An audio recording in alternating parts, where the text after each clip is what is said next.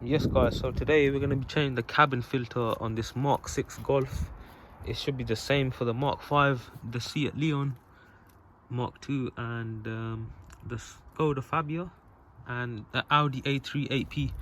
So it's located on the passenger side if you're in the UK, right behind the glove box. And some of the cars have this little cover which you have to remove. So first we'll remove that. So the cover has two of these screws on each side, so one there and one there.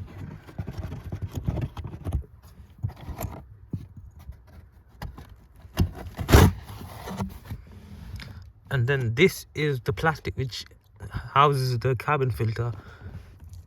So you pull it towards the left side, pull it down, and there's the old cabin filter. As you can see, it's full up. It ain't been changed for years by the looks of things.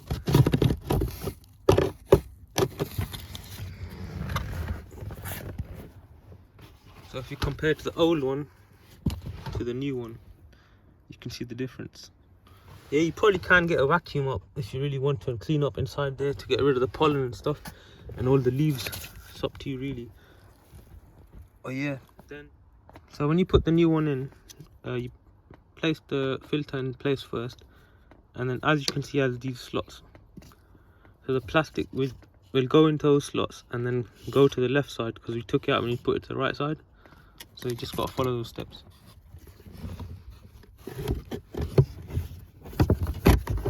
Yeah, it's putting one side in first and then the other, and then yeah.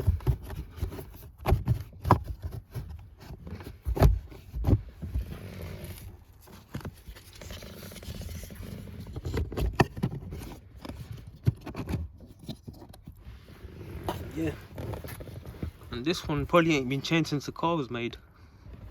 Not surprising, hey?